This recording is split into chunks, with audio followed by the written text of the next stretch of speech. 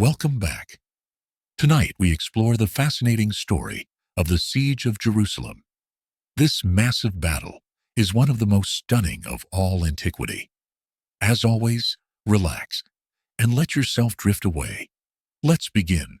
In 70 CE, Jerusalem stood defiant against the Roman Empire. Its once impregnable walls now faced Rome's legions as defenders prepared for the coming onslaught.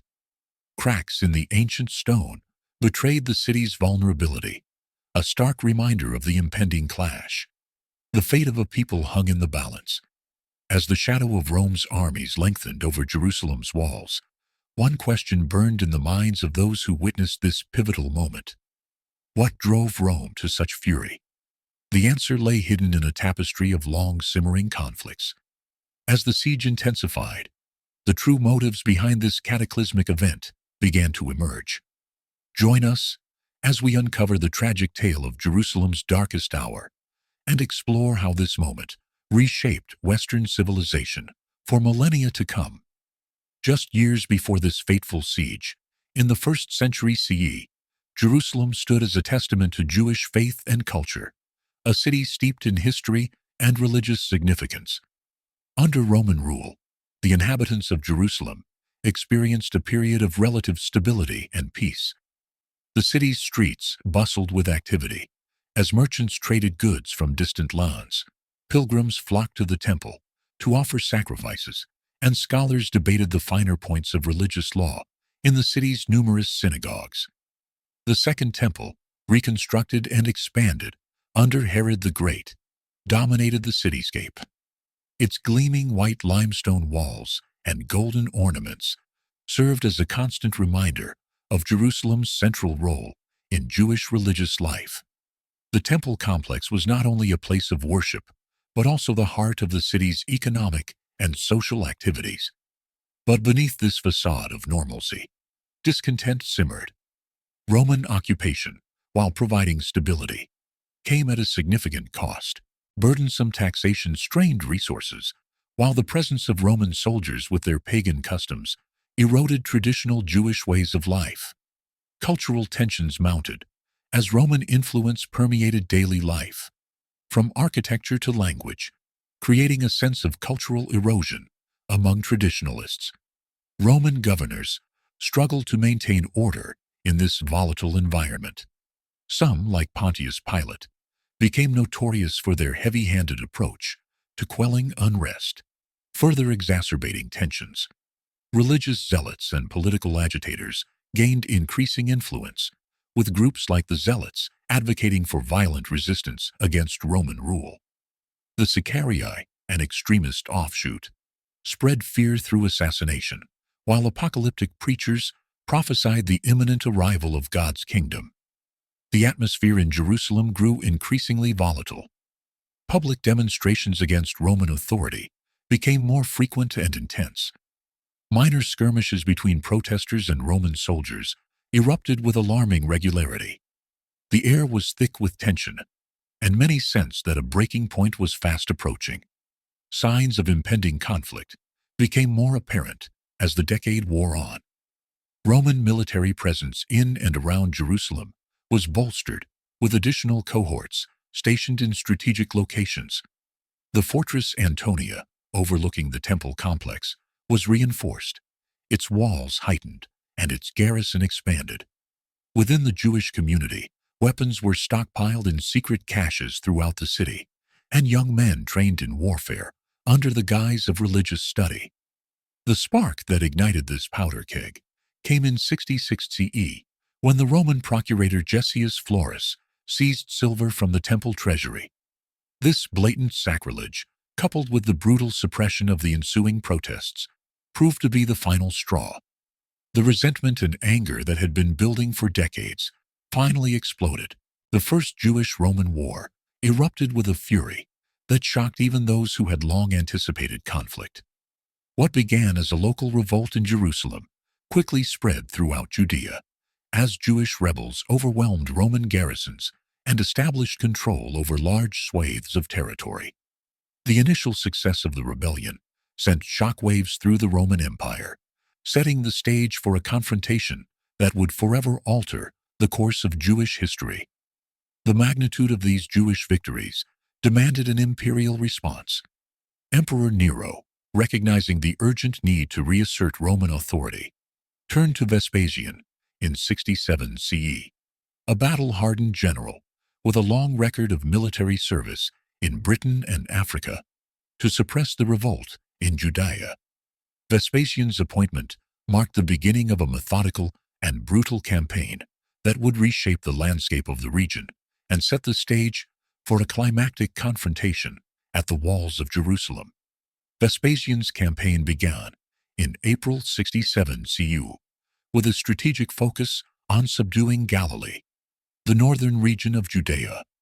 The Roman forces under his command were formidable, comprising approximately 60,000 troops across 4 legions. This substantial military presence demonstrated the seriousness with which Rome viewed the Jewish rebellion. The siege of Jotapata in Galilee exemplified the effectiveness of Vespasian's approach. The town, defended by the Jewish commander Josephus, fell to the Roman onslaught after a prolonged siege. This victory secured a strategic foothold for the Romans and resulted in the capture of Josephus, who became a valuable source of information for the Roman war effort. As Vespasian's legions advanced through the Judean countryside, they employed brutal tactics designed to crush resistance and demoralize the population. The Roman strategy focused on methodically reducing fortifications rather than engaging in open field battles, an approach that proved devastatingly effective against the scattered Jewish forces. Josephus later wrote, "The Romans slew all the youth and burned the city, filling the sea with blood and the maritime parts with fire and slaughter." This grim account served as a testament to the Roman tactics, striking fear into other towns that might consider resisting. Despite being outmatched in terms of training, organization, and equipment, the Jewish defenders fought with fierce determination. Their resistance was fueled by religious fervor and a desperate desire to preserve their way of life. However, the superior tactics and resources of the Roman legions gradually wore down the Jewish forces, pushing them back towards Jerusalem. As the Roman campaign progressed, Vespasian's son, Titus, emerged as a capable commander. His leadership skills would prove crucial in the later stages of the conflict, particularly during the siege of Jerusalem. Titus's ability to coordinate complex military operations and inspire his troops played a significant role in the ultimate outcome of the war. The relentless Roman advance had far-reaching consequences for the population of Judea. As towns fell to Vespasian's forces, displaced Jews sought refuge in Jerusalem. The Holy City saw its population swell dramatically, placing enormous pressure on its resources and setting the stage for a humanitarian crisis that would compound the difficulties faced by the defenders. By 70 CE, Jerusalem stood as the last major stronghold of Jewish resistance. The city's defenses had been strengthened, but they were about to face their greatest test. As the Roman legions drew closer, tensions within Jerusalem reached a fever pitch, with different factions vying for control. The Romans, now under Titus's command, began to encircle Jerusalem. They constructed a circumvallation line around the city to cut off supplies and prevent escape or resupply. This tactic, while time-consuming, proved crucial in wearing down the resolve of those trapped within the city walls. As the siege progressed, Titus employed sophisticated siege techniques. Massive battering rams assaulted Jerusalem's formidable walls, while siege towers allowed Roman archers to rain arrows upon the defenders. The Jewish fighters responded with desperate courage, using every means at their disposal to repel the Roman assaults. The battle for Jerusalem unfolded as a series of brutal engagements, with the Romans slowly advancing through the city's layered defenses. Each street and building became a potential battleground as the defenders fought to deny the Romans every inch of ground. The civilian population, caught in this titanic struggle, faced unimaginable hardships as food supplies dwindled and hope of relief faded. Yet even before the Romans breached the outer walls, Jerusalem's defenders faced an unexpected enemy from within. The city's massive walls and natural defenses had repelled invaders for centuries, but now an invisible force threatened to topple Jerusalem before a single Roman soldier breached its gates. The Holy City, once united in faith, found itself deeply fractured on the eve of its greatest trial. Jerusalem's formidable defenses, both natural and man-made, had long been the envy of other cities. Yet these physical barriers, impressive as they were, could not protect against the rot that had taken hold within. Like a mighty oak hollowed by disease, Jerusalem's strength was being undermined by internal strife. The Jewish defenders, numbering around 20,000, were a fractious mix of militiamen, refugees, and zealots. Far from presenting a united front against the Roman threat, these disparate groups were locked in a bitter struggle for control of the city. Two main factions emerged as the dominant forces: Simon bar Giora, who controlled the upper city and Herod's palace, and John of Giscala, who held sway over the Temple Mount and its surrounding neighborhoods. The Zealots, under John of Giscala's leadership, were particularly aggressive in their approach. Viewing the moderate leadership as responsible for the failures of the revolt, they resorted to violence against their political opponents. This internal strife reached a bloody climax when John of Giscala's group murdered Eleazar ben Simon, the leader of a third faction.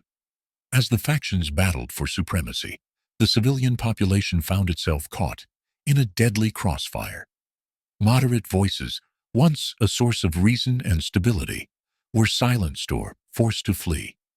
The priest Josephus, who had once commanded Jewish forces against the Romans, now found himself on the outside looking in, his pleas for negotiation falling on deaf ears. The infighting took a devastating toll on Jerusalem's ability to withstand a prolonged siege. In a shocking act of self-sabotage, factional fighting led to the destruction of vital grain stores. This senseless act critically lowered the city's food supplies, leaving it vulnerable to the Roman tactic of starving out the defenders. As Titus's legions approached, constructing a circumvallation line to cut off all access to the city, the magnitude of this blunder became painfully apparent. The division of the city's defenders into competing factions had dire consequences for the overall defense strategy. Instead of coordinating their efforts and pooling resources, each group jealously guarded its territory and supplies. The lack of a unified command structure meant that there was no coherent plan to repel the Roman assault. Each faction prioritized its own survival over the collective defense of Jerusalem, a fatal flaw that would soon be exploited by the methodical Roman war machine. As news of the approaching Roman army filtered into the city, the tension within Jerusalem's walls reached a fever pitch. The Zealots intensified their campaign of violence against anyone they perceived as lacking in revolutionary fervor. Moderates who dared to suggest negotiation or surrender were branded as traitors and dealt with harshly. This atmosphere of suspicion and retribution further eroded the city's ability to mount an effective defense, turning what should have been a stronghold into a powder keg ready to explode. While internal chaos consumed Jerusalem, an unprecedented force gathered at its gates. 4 Roman legions converged on the city, their numbers swelling to approximately 60,000 men.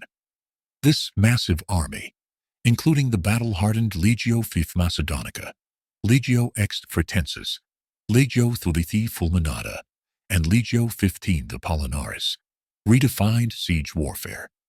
Yet even the mighty Roman legions were about to face resistance beyond their expectations. The Roman army's composition reflected the empire's vast reach and military sophistication. Supporting the core legions were auxiliary infantry, cavalry units, and local troops supplied by client rulers. This diverse force represented the full might of Rome's imperial war machine. As Titus positioned his legions around Jerusalem's perimeter, the enormity of the coming battle became apparent. The Romans began constructing siege works and camps, transforming the landscape into a militarized zone. Earthworks rose from the ground, and the clang of metal echoed across the Judean hills as siege engines took shape. Despite the overwhelming numbers arrayed against them, Jerusalem's defenders refused to yield. They launched daring raids against the Roman encampments, utilizing their intimate knowledge of the terrain. One such raid nearly changed the course of history, when Titus narrowly escaped capture while surveying the city's defenses. This close call served as a stark reminder that the Jewish defenders, fighting for their very existence, would not yield easily to the empire's might. As the siege progressed, the Romans responded with characteristic efficiency. They constructed a circumvallation line, stretching approximately 4.5 miles around Jerusalem, preventing supplies from reaching the besieged city and trapping the defenders within. Massive battering rams were wheeled into position, and siege towers rose against the skyline, offering elevated platforms for Roman archers. Yet, for all their technological advantages, the Romans found themselves locked in a grueling contest of wills. The Jewish defenders utilized every resource, turning the city itself into a weapon. They launched counterattacks from unexpected quarters, using their knowledge of Jerusalem's layout to strike at vulnerable points in the Roman lines. The intensity of the conflict was evident in the speed with which the Romans breached Jerusalem's outermost wall. Within 15 days, the first line of defense crumbled. This swift progress, however, only steeled the resolve of Jerusalem's defenders. As the Romans poured through the breach, they found themselves embroiled in vicious street-to-street fighting, every inch of ground contested with fanatical determination. As Passover approached, the situation within Jerusalem grew increasingly dire. The influx of pilgrims, trapped by the Roman encirclement, strained the city's dwindling resources, food supplies, depleted by factional fighting, and now under immense pressure from the swollen population, began to run critically low. The specter of famine loomed large, threatening to accomplish what Roman arms had yet failed to do. This crisis was no accident. As the holy festival approached, Jerusalem's population had swelled with pilgrims seeking to celebrate in the sacred city. Thousands of Jews from across Judea streamed towards the temple, unaware that they were walking into a trap carefully laid by the Roman general Titus. In a cunning strategic maneuver, Titus permitted the pilgrims to enter Jerusalem but prevented their departure, effectively weaponizing the religious celebration against the city's inhabitants. The streets of Jerusalem, once filled with the joyous sounds of celebration and the aroma of festive meals, now echoed with the confusion and distress of trapped pilgrims. The air grew thick with tension as the realization of their predicament settled upon the celebrants. Where there should have been the chanting of prayers and the sharing of ritual meals, there was now the growing murmur of fear and disbelief. The transformation of Jerusalem from a place of spiritual devotion to a crucible of desperation was swift and jarring.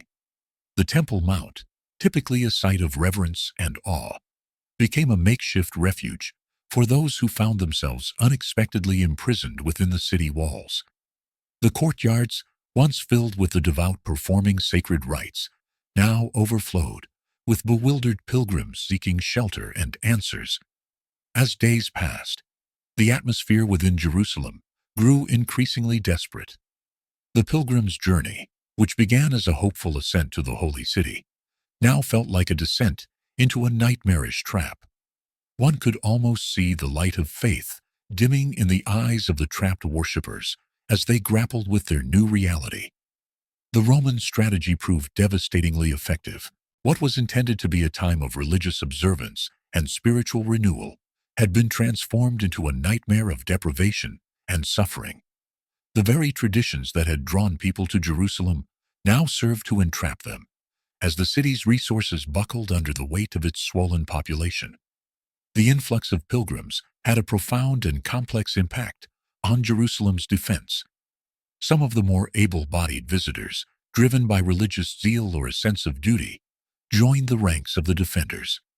This unexpected reinforcement provided a temporary boost to the city's fighting capability and morale. However, The majority of the pilgrims, unprepared for the harsh realities of a besieged city, quickly became an additional burden on the already strained resources. As the siege tightened its grip, the defenders faced their first great trial. The factional divisions that had plagued Jerusalem's defense now threatened to unravel completely under the pressure of dwindling resources and mounting desperation. The influx of pilgrims, while initially seen as a potential boon to the city's defenses, now exacerbated these tensions as different groups vied for control over the rapidly diminishing food supplies.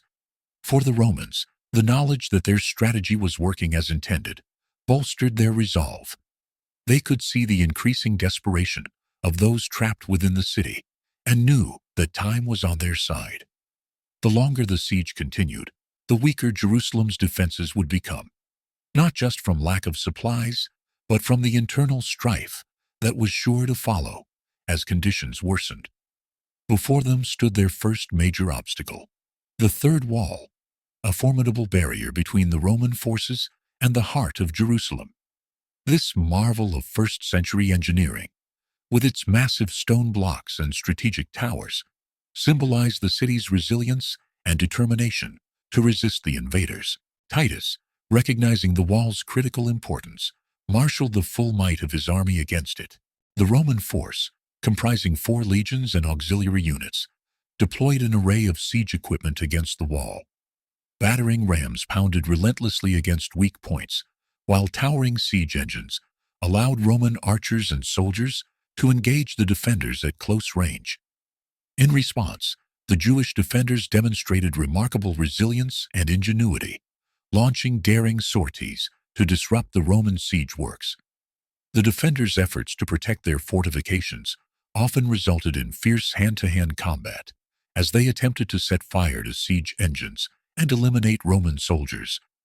The Romans, drawing upon their extensive experience in siege warfare, employed innovative tactics to safeguard their equipment and began work on a circumvallation line to cut off remaining supply lines. As the assault entered its second week, the toll on both sides became increasingly apparent. The constant barrage of projectiles, close-quarters combat, and grueling physical demands resulted in mounting casualties. Roman soldiers faced not only determined resistance, but also the challenges posed by Jerusalem's natural defenses, including steep ravines and the city's elevated position. Despite being vastly outnumbered, the defenders of Jerusalem continued to display remarkable bravery. They utilized the city's complex network of streets and buildings to stage ambushes against Roman units that ventured too close to the walls. These tactics succeeded in slowing the Roman advance and exacting a heavy price for every meter gained. The third wall's projecting square towers provided strong points for the defenders to rain down missiles and fire upon the attacking Romans. However, the relentless assault began to take its toll. Cracks appeared in the massive stone blocks, and sections of the wall showed signs of instability under the continuous battering. For 15 days, the third wall stood firm against the Roman onslaught. The air was filled with the thunderous impact of battering rams, the whoosh of flaming projectiles, and the cries of soldiers on both sides. The defenders fought with the desperation of those protecting their homes and holy sites, while the Romans pressed forward with unwavering determination. On the 15th day of the assault, the inevitable occurred. A section of the third wall crumbled under the relentless pounding of Roman siege engines. The Jewish historian Josephus, who witnessed the event, wrote, "The noise of the falling wall was so great that it caused a terror among the Jews, as if the whole city had been overthrown." This breach sent shockwaves of both despair and determination through the ranks of the defenders. As Roman soldiers poured through the gap, the Jewish fighters executed a strategic withdrawal to the second wall, preparing to make their stand on the next line of defense. The fall of the third wall marked a critical turning point in the siege, bringing the Romans one step closer to their ultimate goal of conquering Jerusalem. In the chaotic aftermath of the breach, Jerusalem's defenders faced a nightmarish scenario. The narrow streets of the new city quarter transformed into killing grounds, where every corner concealed potential death. The Jewish defenders, though outnumbered and facing starvation, drew upon their intimate knowledge of Jerusalem's layout to mount a fierce resistance. They utilized guerrilla tactics, launching surprise attacks against Roman forces before disappearing into the labyrinthine streets. This urban warfare negated much of Rome's military superiority, as the confined spaces made it difficult for the legionaries to operate in their usual formations. Houses became makeshift fortresses with barricaded doorways, firing positions at windows, and rooftops, serving as vantage points for raining projectiles on the advancing Romans. Every structure posed a potential ambush site, forcing the Romans to fight for each meter of ground within the city. Titus's forces faced significant challenges in this urban environment. Narrow streets became bottlenecks, where tightly packed Roman soldiers made easy targets for Jewish archers and slingers. The Romans attempted to breach these impromptu fortifications using battering rams and siege towers, but the defenders' hit-and-run tactics disrupted their efforts, causing heavy casualties among the attackers. The Jewish fighters, led by Simon Bar Giora and John of Giscala, coordinated their efforts to maximize the effectiveness of their limited resources. They utilized captured Roman weaponry and launched coordinated attacks to disrupt Roman supply lines within the city. Despite their internal divisions, the defenders presented a united front against the Roman onslaught, their shared determination to protect the Holy City temporarily overshadowing factional differences. As the battle raged, Jerusalem's civilian population found themselves caught in a hellish crossfire. Many were trapped in their homes, unable to flee as the fighting engulfed entire neighborhoods. Josephus, the Jewish historian, recorded that the streets were filled with corpses as the siege progressed. The impact on non-combatants was devastating. As food supplies dwindled and sanitation collapsed, disease spread rapidly through the overcrowded quarters. Josephus noted wives snatching food from husbands, children from fathers, and mothers from infants.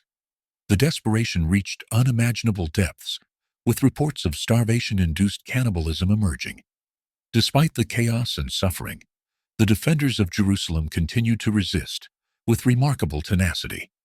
They utilized the city's underground passages and drainage systems to move unseen, launching attacks on Roman positions before disappearing into the urban maze. This constant harassment took a toll on Roman morale. As soldiers found themselves in a constant state of alertness, the Romans adapted their tactics, employing smaller, more mobile units that could navigate the narrow streets more effectively. Titus ordered the construction of additional siege engines and ramps to overcome the defensive advantages of the city's layout. He also made use of Jewish deserters for intelligence on the defenders' positions and tactics. As the battle intensified, both sides suffered significant losses. The air was thick with smoke from burning buildings, adding to the nightmarish quality of the combat. Yet despite the mounting casualties and hellish conditions, neither side yielded. The fierce street fighting continued for 5 grueling days, with the battle swinging back and forth between the two forces, each side driven by their own motivations to press on relentlessly. But while swords and spears claimed their toll, a far more insidious enemy began to tighten its grip on the city. The prolonged siege had transformed Jerusalem into a crucible of suffering, where the pangs of hunger resonated more loudly than the clash of steel. With each passing day, the specter of famine loomed larger, casting a dark shadow over the once vibrant streets of the Holy City. The influx of pilgrims and refugees had placed an unprecedented strain on Jerusalem's food supplies. The swollen population, trapped within the confines of the besieged walls, rapidly depleted the city's granaries and storehouses. As rations dwindled, survival became the sole focus for many of Jerusalem's inhabitants. The effects of starvation soon became apparent, etching themselves into the very fabric of daily life. The streets, once bustling with commerce and religious fervor, now echoed with the weak cries of the starving and the shuffling feet of those searching for any morsel of sustenance. Citizens resorted to consuming items never meant for human consumption. Leather belts, worn thin from use, became a prized source of nutrition. Shoes, once symbols of status or practicality, were now viewed through the lens of potential sustenance. Even grass, plucked from between the cobblestones, found its way into the mouths of the famished. The wealthy, their fortunes rendered meaningless in the face of scarcity, exchanged entire inheritances for mere scraps of moldy bread. As the situation deteriorated, reports of even more horrific measures began to circulate. In the darkest corners of the city, whispers of cannibalism emerged, a grim testament to the depths of human desperation. These accounts highlighted the brutal reality of siege warfare and its capacity to strip away the veneer of civilization. The defenders of Jerusalem, facing their own dire circumstances, made the difficult decision to requisition the remaining food stores. This move, while potentially necessary for maintaining the city's defenses, left many civilians to face the full brunt of starvation. The choice between preserving the fighting force and feeding the populace was a cruel one, further exacerbating the tensions within the besieged city. The toll of prolonged starvation manifested in myriad ways. Physical deterioration was evident in the gaunt faces and emaciated bodies of Jerusalem's inhabitants. Muscles wasted away, leaving many too weak to perform even basic tasks. The immune system, compromised by malnutrition, left the population vulnerable to diseases that would normally be manageable. Psychological effects were equally devastating, with hunger-induced delirium and depression becoming commonplace. As the siege wore on, the streets of Jerusalem became a grim testament to the power of famine. Thousands of emaciated bodies littered the thoroughfares, their silent forms a stark contrast to the vibrant city that had existed mere months before. The sight of so many dead, victims not of Roman weapons, but of hunger itself, served as a brutal reminder of the siege's effectiveness and the dire straits in which the defenders found themselves. The famine gripping Jerusalem drew parallels to other infamous sieges throughout history. Starvation proved to be a more potent killer than direct combat. The slow, inexorable nature of famine wore down not just the bodies of the besieged, but their will to resist. In this moment of deepening desperation, an unexpected turn of events offered a glimmer of hope to the beleaguered city. Titus, the Roman general leading the siege, made a surprising decision to halt his assault and extend an offer of negotiation to the defenders. This move stemmed from a desire to avoid further bloodshed and destruction. As Titus recognized the toll the siege was taking on both sides, Titus dispatched Josephus, the Jewish historian who had defected to the Roman side, as an emissary to negotiate with the city's leadership. Josephus, once respected among his people, now found himself mediating between two implacable foes. His mission was to persuade the defenders to accept Roman terms and spare Jerusalem from further suffering. As Josephus approached the city walls, tension filled the air. The defenders, who had endured months of starvation and warfare, regarded their former compatriot with a mix of curiosity and suspicion. When Josephus spoke, his words ignited intense debate among Jerusalem's fractured leadership. Within the city, opinions on Titus's offer were sharply divided. Some argued for capitulation, seeing it as the only way to save lives and preserve the temple. These pragmatists emphasized the futility of continued resistance against the overwhelming Roman forces. Others, the hardliners, viewed any talk of surrender as treason. For them, yielding to Rome meant abandoning their divine mission and betraying those who had fought for Jerusalem's independence. Josephus continued his appeals from beyond the walls, emphasizing the opportunity to save lives and cultural heritage. He warned of the consequences of refusal, the complete annihilation of Jerusalem and Jewish autonomy in Judea. However, his words largely fell on deaf ears. The defenders, consumed by zeal and desperation, met his appeals with insults and projectiles. This hostile reception underscored the deep divisions among the Jewish factions in Jerusalem. The presence of Josephus, now seen as a traitor by many, hardened the resolve of those opposing negotiation with the Romans. As debates within the city grew more heated, the window for a peaceful resolution narrowed. The Roman forces remained poised to resume their assault at any moment. The internal strife among the factions further complicated matters. The lack of a unified command structure, which had already weakened the city's defense, now threatened to derail any chance of reaching a consensus on Titus's offer. Factions, more concerned with maintaining their power and ideological purity, struggled to find common ground. In the end, the hardliners prevailed.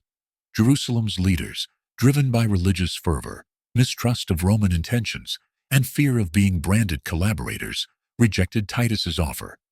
This decision effectively sealed the city's fate, closing the door on what may have been the last opportunity to avoid total destruction. Josephus, in his historical account, noted the tragic irony of the situation. The seditious at last took upon them to destroy men of the noblest families, under pretense that they held correspondence with the Romans for a wretched hope of safety to themselves. This observation highlighted how the factions' internal conflicts ultimately contributed to Jerusalem's downfall, prioritizing their power struggles over the welfare of the city and its inhabitants. These internal divisions would soon prove catastrophic, for a far greater threat gathered at the city's gates. The Antonia fortress, sentinel of the Temple Mount, now stood as the final barrier between Roman ambition and total victory. What followed was a battle that would shake the very foundations of the Holy City. The Antonia fortress loomed as a formidable obstacle, its thick walls and strong towers a testament to Jewish resolve. Situated at the northwest corner of the Temple Mount, this stronghold served as both a critical defensive position and a strategic offensive point for the besieged city. Titus, recognizing the fortress as the key to breaching Jerusalem's inner defenses, set his sights on this imposing structure. The Roman war machine sprang into action, employing a multitude of siege tactics to overcome the fortress's defenses.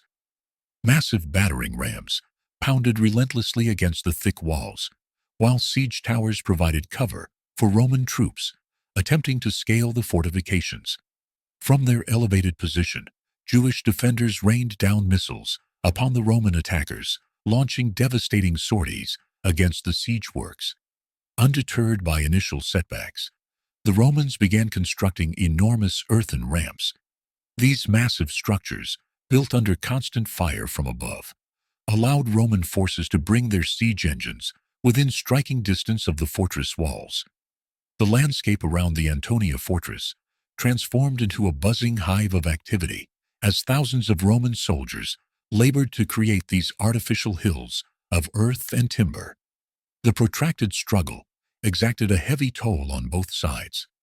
Roman legionaries fell by the score as they attempted to breach the walls, while the Jewish defenders suffered under the constant barrage of Roman artillery. The once pristine walls of the fortress now stood scarred and battered, a reflection of the brutal conflict that raged around them. As days turned to weeks, the fate of Jerusalem hung in the balance. The Antonia fortress, though weakened, continued to stand defiant against the Roman onslaught. Its fall would expose the temple itself to direct attack, a prospect that filled the defenders with dread and steeled their resolve to fight to the last. The turning point came unexpectedly. Heavy rains had saturated the ground, weakening the foundations of the northern wall. The constant pounding of Roman siege engines finally took its toll. With a thunderous roar, a section of the northern wall collapsed, creating a breach that the Romans were quick to exploit. Seizing the opportunity, Titus ordered a daring night assault. Roman troops poured through the gap, engaging the surprised defenders in fierce close-quarters combat. The narrow confines of the fortress negated much of the Romans' numerical advantage, but their momentum proved unstoppable. Room by room, corridor by corridor, the Romans fought their way deeper into the Antonia fortress. The Jewish defenders, realizing the dire nature of their situation, fought with renewed fervor. Every inch of ground was contested, Every doorway became a battleground. The clash of steel on steel echoed through the stone halls as the two forces engaged in a desperate struggle for control of the fortress. As dawn broke, the Roman standard flew over the battered remains of the Antonia fortress. The formidable stronghold, which had for so long stood as a symbol of Jewish resistance, had finally fallen. Like a great tree toppled by a relentless storm, the fortress that once seemed impregnable now lay broken and conquered. With its collapse, the last defensive barrier before Jerusalem's heart had crumbled, leaving the sacred temple exposed to the imminent Roman assault. From the conquered heights of Antonia, all eyes turned to the next target, the Second Temple, that rose majestically before them. This architectural marvel, a city within a city, now stood as the final redoubt of Jewish resistance. Its thick walls and towering structures, rising 150 feet into the air, presented a formidable challenge to the Roman war machine. Yet, as the final phase of the siege began, the situation for the defenders grew increasingly desperate. The temple complex, once a place of pilgrimage and spiritual solace, had transformed into a fortress of last resort. Its courtyards and porticos, typically filled with the murmur of prayer and the smoke of sacrifices, now echoed with the clash of steel and the cries of the wounded. The Jewish defenders, their ranks thinned by months of siege and starvation, fought with a fervor that transcended mere military duty. For them, this was not just a battle for survival, but a divine mandate to protect the very heart of their faith. Josephus, the Jewish historian who had defected to the Roman side, captured the intensity of their resolve. As the flames shot into the air, the Jews sent up a cry that matched the calamity and dashed to the rescue, with no thought now of saving their lives or husbanding their strength. For that which they had guarded so devotedly was disappearing before their eyes. This religious zeal lent the defenders a strength that belied their physical condition as they hurled themselves against the Roman onslaught with reckless abandon. The Romans brought the full might of their siege technology to bear against the temple walls. Massive battering rams pounded relentlessly against the stone fortifications, while towering siege engines allowed Roman archers to rain down volleys of arrows upon the defenders. The air grew thick with the acrid smoke of burning pitch and the dust of crumbling masonry as the assault intensified. As the battle raged, a debate that would echo through the centuries began to unfold. According to Josephus, Titus, the Roman commander, wished to preserve the temple as a testament to Rome's magnanimity and as a prize of war. Yet other sources, including the Roman historian Tacitus, suggest that Titus may have authorized its destruction, recognizing the temple's symbolic importance to Jewish resistance. Regardless of Titus's wishes, the chaos of battle soon took on a life of its own. As Roman troops pressed their advantage, fires began to break out amid the wooden structures of the temple complex. The flames, fanned by the hot summer winds, spread rapidly, threatening to engulf the entire precinct. The defenders found themselves caught between the advancing Roman forces and the spreading conflagration, their options dwindling with each passing moment. The final moments of the temple's existence were marked by scenes of unimaginable carnage and despair. Josephus described the horror in vivid detail. There was no pity for age, no regard for rank. Little children and old men, laymen and priests alike, were butchered. The temple courtyards, once the site of solemn rituals and joyous celebrations, became killing grounds as the Romans pressed their advantage. As the situation grew increasingly desperate, a Roman soldier, caught up in the frenzy of battle, hurled a burning brand through a window of the temple. The flames caught hold of the rich tapestries and wooden beams, and within moments, the fire had spread beyond control. The destruction of the Second Temple, on the 9th of Av, Tisha B'Av, marked a pivotal moment in Jewish history. This date, already associated with calamities in Jewish tradition, would henceforth be observed as a day of mourning and fasting.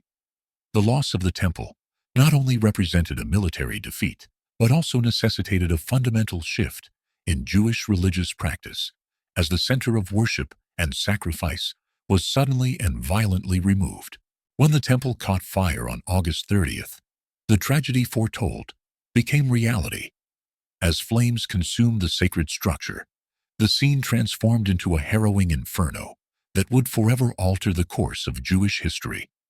The blaze spread rapidly through the temple's wooden components, accelerated by the flammable materials used in its construction, including timber and textiles. Josephus, a key historical source, vividly described the pandemonium that erupted as defenders and civilians alike attempted to escape the encroaching flames. He wrote, "As the flames shot into the air, the Jews sent up a cry that matched the calamity and dashed to the rescue, with no thought now of saving their lives or expanding their strength. For that which they had guarded so devotedly was disappearing before their eyes." This account captures the raw anguish of those witnessing their most sacred site's destruction. Within the temple complex, Jewish fighters, realizing the futility of their situation, made desperate charges against the Roman forces. These final efforts stemmed from profound despair and the knowledge that their world was disintegrating around them. Some priests, in an extraordinary display of devotion, continued performing sacred rituals even as the fire closed in. This act of faith in the face of certain death underscores the temple's deep spiritual significance and its guardians' unshakable belief. The conflagration's intense heat produced an unexpected and visually striking effect on the temple's ornate decorations. Gold adorning the sacred structure began to melt, creating rivulets of molten metal that flowed between the massive stone blocks. This haunting image of beauty, dissolving amidst destruction, became a powerful symbol of the day's losses. The temple's destruction created a horrifying soundscape. The roar of flames mingled with agonized screams, producing a cacophony that echoed through the city. This auditory backdrop accompanied the visual spectacle of the temple's demise, searing itself into survivors' memories. As the fire raged, centuries of history and faith were reduced to ash in hours. The temple, the beating heart of Jewish religious and cultural life, was being erased from the physical world. Each collapsing beam and crumbling wall represented the obliteration of a way of life that had endured for generations. Josephus noted that Roman soldiers, driven by fury and revenge, disregarded Titus's orders to extinguish the fire. This insubordination led to widespread slaughter of unarmed civilians as the temple burned, adding human cruelty to the natural destruction. The historian's vivid description of the aftermath paints a gruesome picture. Round the altar, the heaps of corpses grew higher and higher, while down the sanctuary steps poured a river of blood, and the bodies of those killed at the top slithered to the bottom. As the flames subsided and smoke cleared, the full extent of the destruction became apparent. The once mighty temple had collapsed, leaving only the western wall, standing as a silent testament to what had been lost. This remnant would become a significant site of mourning and pilgrimage for Jews in the centuries to come, a physical link to their destroyed heritage. Through the lingering smoke that shrouded the ruins, the remaining Jewish defenders faced a grim reality. Their holy sanctuary, the heart of their faith and culture, lay in ashes before them. Yet, even in the face of this devastating loss, the spirit of resistance burned on. The last remnants of the Jewish forces retreated to the upper city, determined to make their final stand against the Roman juggernaut. The upper city, with its formidable defenses atop the western hill of Jerusalem, presented a daunting challenge to the Roman legions. However, the might of Rome was not to be underestimated. 4 battle-hardened legions turned their full attention to this last bastion of Jewish resistance. The Romans, under Titus, approached the siege with methodical precision, adapting their tactics to urban warfare. The narrow streets that had once favored the defenders now became a deadly maze as the Romans advanced. At the heart of their assault stood the mighty battering rams, engines of destruction that thundered against the walls of Herod's palace. As the walls crumbled, The conflict devolved into bitter hand-to-hand fighting. Every alleyway and building became a battlefield, filled with the clash of steel and cries of the wounded. The Jewish fighters, though vastly outnumbered and weakened by months of starvation, fought with a determination born of desperation. Many chose to fight to the bitter end, rather than face capture or enslavement. For the Romans, the prolonged siege had taken its toll, both physically and psychologically. As they pushed deeper into the upper city, many soldiers showed little mercy, their pent-up frustration finding release in acts of brutality against combatants and civilians alike. As the battle raged on, the area held by the Jewish defenders shrank relentlessly. In these final hours, Simon bar Giora and John of Giscala, once bitter rivals, now stood united in the face of annihilation. Their reconciliation became a powerful symbol of Jewish unity in the face of impending doom. The defenders rallied around their leaders, drawing strength from this newfound solidarity. Yet, even as they fought with renewed vigor, the inexorable advance of the Roman legions continued. The unity of the Jewish resistance stood in stark contrast to the methodical, unstoppable march of the Roman war machine. The end came on September 7th. After days of intense fighting, the last pockets of resistance in the upper city were finally overwhelmed. As the Roman standards were raised over the smoking ruins, Jerusalem had fallen. The city that had stood as the center of Jewish religious and cultural life for centuries was now firmly in Roman hands. The aftermath of the siege reshaped the course of history. Many survivors were captured and sold into slavery, while others faced execution. Josephus, the Jewish historian who had defected to the Roman side, reported staggering casualty figures. While his claim of over 1 million deaths was likely an exaggeration, the scale of the carnage was undoubtedly immense, marking a profound turning point in Jewish history and the ancient world. From these ashes of devastation, a transformation began that would alter the course of an entire people.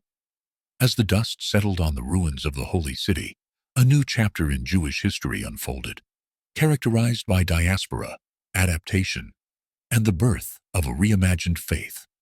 In the immediate aftermath of the siege, Titus ordered the systematic destruction of Jerusalem's remaining structures.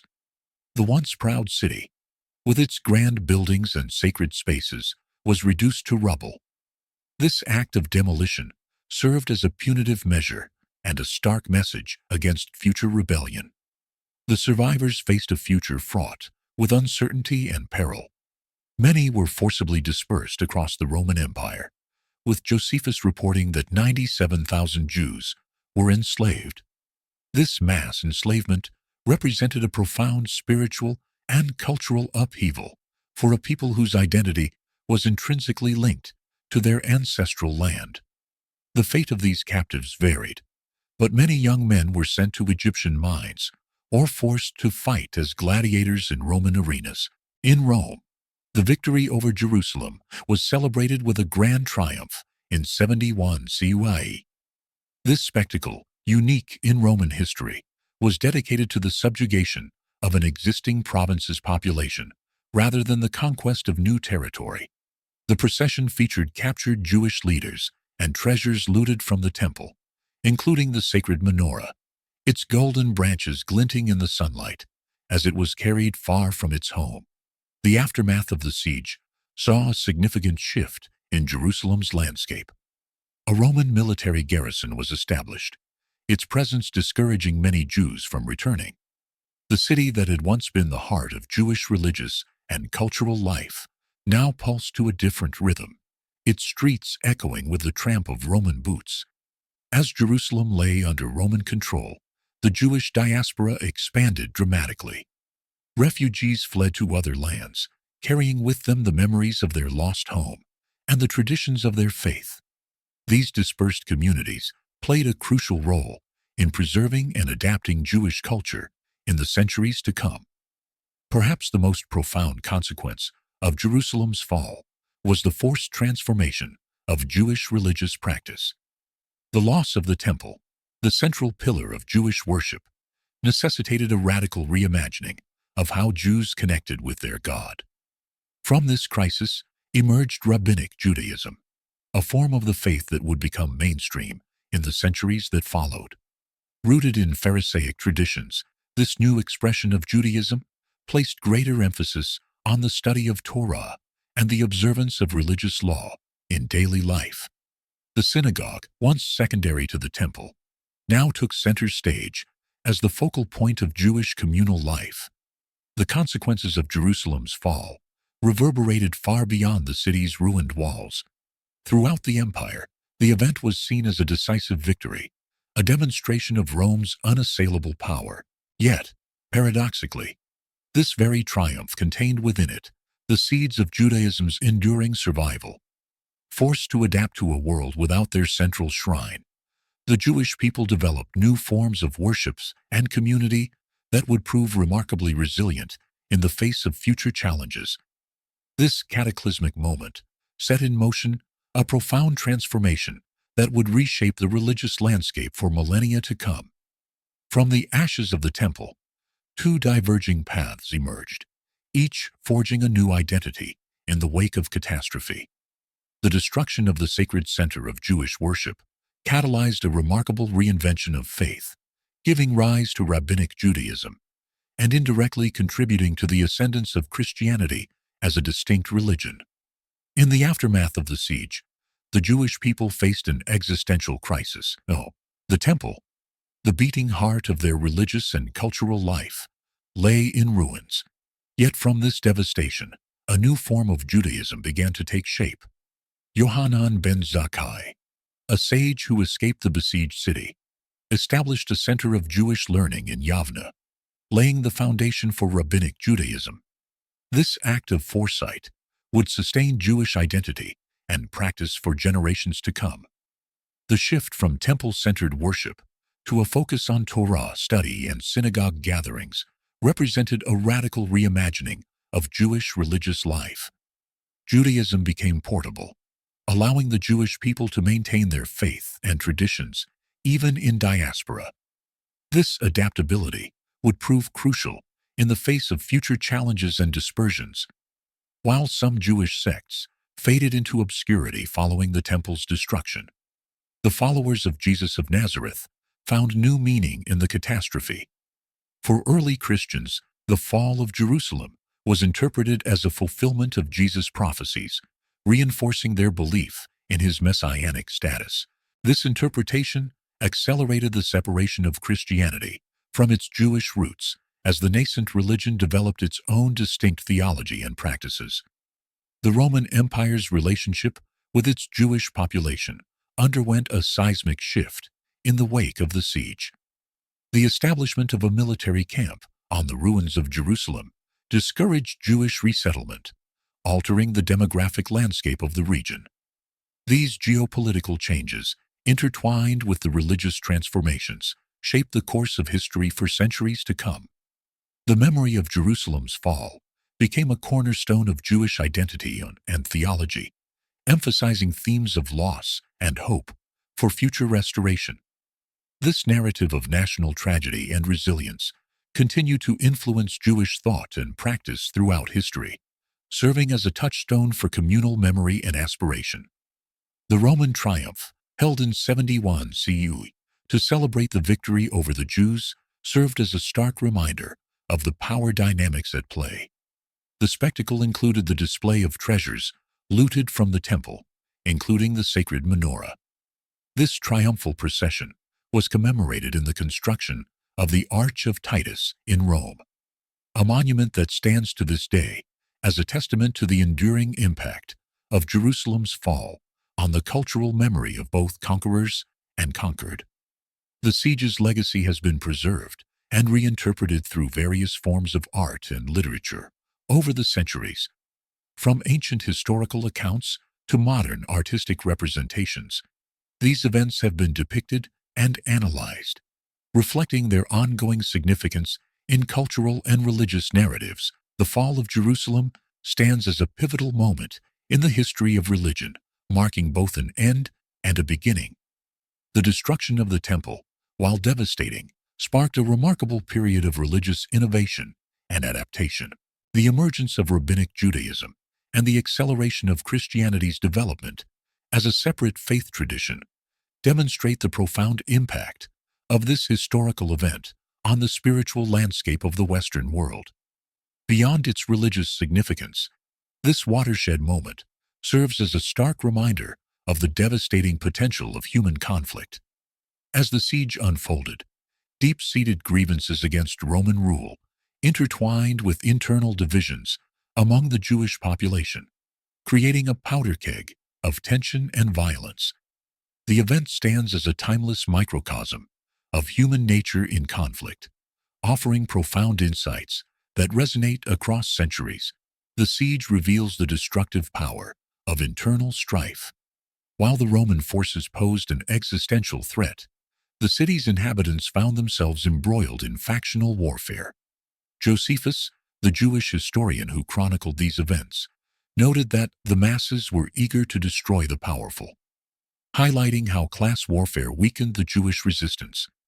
This internal conflict demonstrates how divisions within a community can be as perilous as external threats, a lesson that echoes through history to modern geopolitical conflicts. The brutal realities of ancient warfare and its catastrophic impact on civilian populations are laid bare.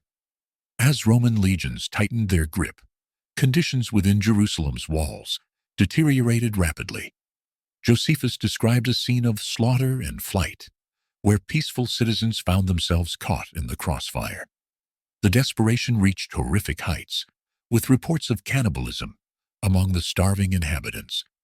These grim details serve as a sobering reminder of the human cost of conflict, particularly in densely populated urban areas. Despite overwhelming odds, the defenders' initial successes highlight the power of determination and resistance to oppression. However, the ultimate outcome serves as a cautionary tale about the consequences of rebellion against vastly superior forces. The Jewish defenders faced annihilation due to their inability to unite against a common enemy, underscoring the importance of strategic thinking and unity in the face of existential threats. The aftermath of the siege reveals long-term consequences. The establishment of a Roman military presence led to further suppression of Jewish identity and culture, demonstrating how warfare can reshape societies for generations. Perhaps the most enduring lesson is the resilience of culture and faith in the face of catastrophe. Despite the destruction of the Second Temple, Judaism adapted and evolved, giving rise to new forms of worship and scholarship that sustained the faith through centuries of diaspora. This ability to preserve and reinvent cultural identity offers a powerful message of hope and perseverance. The relevance of these ancient events to our modern world is striking. Contemporary conflicts often mirror the themes of extremism, internal division, and the impact of warfare on civilian populations. By studying this historical event, we gain valuable perspective on current geopolitical tensions and the cyclical nature of human conflict. Understanding the siege of Jerusalem provides crucial insights into faith, identity, and power, themes that continue to shape our world today. The event serves as a reminder of the dangers of absolutist ideologies and the importance of dialogue and compromise in resolving conflicts. It also highlights the need for strong, unified leadership in times of crisis and the potential consequences of failing to achieve it. Beneath the modern city, the earth itself preserves what no chronicler could record. As archaeologists delve into the layers of history, they uncover tangible evidence of the Roman siege that shook the foundations of the ancient city. These silent witnesses, buried for centuries, offer a unique perspective on the events that transpired during those fateful days. Excavations in Jerusalem have revealed significant physical evidence of the Roman assault, corroborating and expanding upon historical accounts. Archaeologists have uncovered destruction layers that align with the timeline of the siege, providing a stark reminder of the violence that engulfed the city. Within these layers, researchers have found a grim array of artifacts that speak to the intensity of the conflict. The archaeological record presents a diverse range of evidence, from weapons of war to the remains of siege victims, arrowheads, ballista balls, and other implements of destruction offer a chilling glimpse into the Roman arsenal. Human bones, some bearing marks of violent death or malnutrition, illustrate the catastrophic impact on the civilian population. These discoveries bridge the gap between historical narratives and the personal tragedies of individuals caught in the conflict. The fiery demise of Jerusalem, vividly described in historical texts, finds confirmation in the archaeological record. Burnt wooden beams and other carbonized remnants not only corroborate written accounts, but also provide valuable data for scientific analysis. These findings offer insights into the intensity and spread of the fires that raged during the siege's final days, painting a vivid picture of the city's destruction. Coins and everyday artifacts from the siege layers reveal the economic conditions and cultural practices of Jerusalem under duress. The distributions and types of coins found indicate patterns of trade and the siege's impact on the city's economy. Personal belongings discovered in the rubble humanize the conflict, illustrating how individuals struggle to maintain normalcy amidst extraordinary circumstances. Recent archaeological work has focused on the upper city, an area that saw intense fighting during the siege's final stages. Traces of extensive fire damage align with historical accounts of brutal house-to-house combat, providing physical evidence of the Romans' final push. Advancing technology promises further insights into the events. Ground-penetrating radar and advanced imaging technologies allow archaeologists to survey previously inaccessible or sensitive areas, potentially revealing hidden structures and artifacts that could shed new light on the siege. Substantial archaeological evidence exists for the Temple Mount walls and their vicinity. Prominent archaeologist Ronnie Reich noted that these findings align closely with Josephus's historical accounts. The archaeological record has revealed collapses of massive stones from the Temple Mount's walls, thrown onto the streets by Roman soldiers during the siege.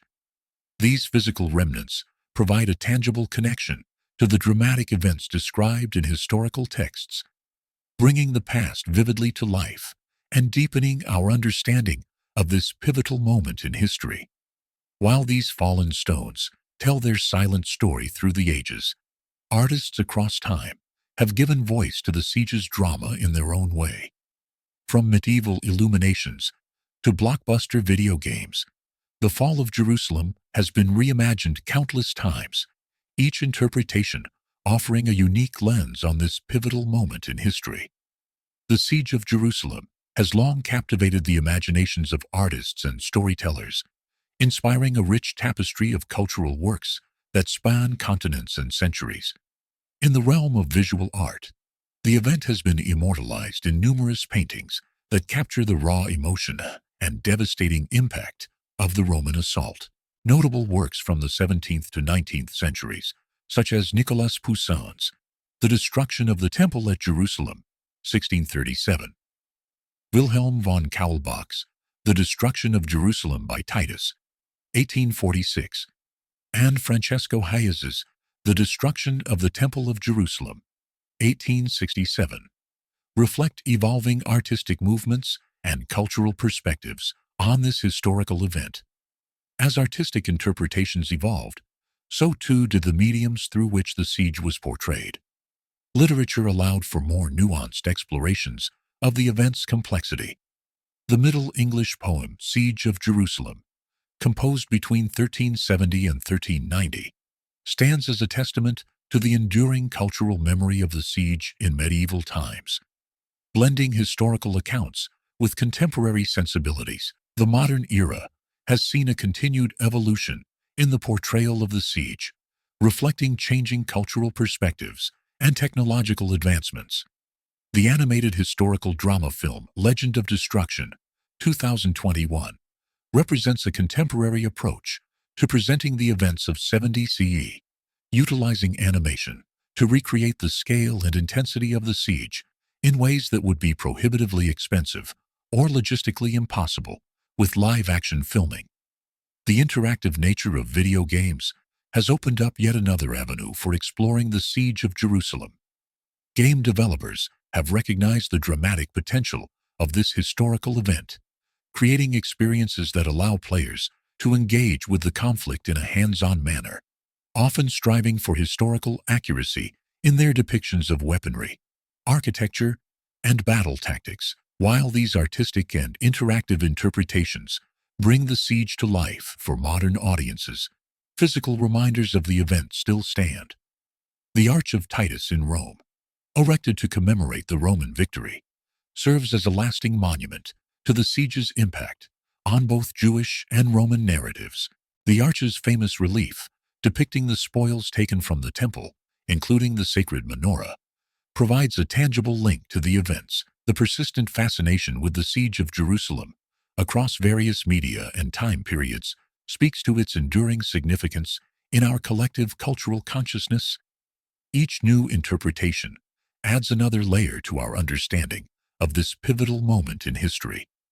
These retellings not only keep the memory of Jerusalem's fall alive, but also serve as a reflection of the societies that produced them, revealing how different cultures and eras have grappled with themes of conflict, faith, and the human cost of war.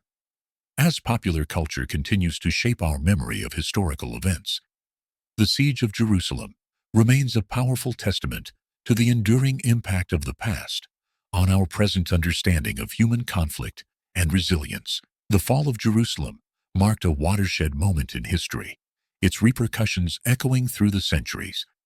The destruction of the Second Temple catalyzed a profound transformation in Jewish religious practice, giving rise to Rabbinic Judaism. This shift from temple-centered rituals to Torah study and synagogue gatherings represented a remarkable adaptation to catastrophic loss. The siege's legacy endures, shaping religious thought and cultural identity for millennia. As Josephus wrote, "The spectacle of the burning temple aroused pity in none who beheld it." This vivid image encapsulates the tragedy and transformation experienced by Jerusalem. Archaeological discoveries continue to deepen our understanding of this pivotal moment, providing tangible connections to a past that still resonates in contemporary struggles over sacred spaces.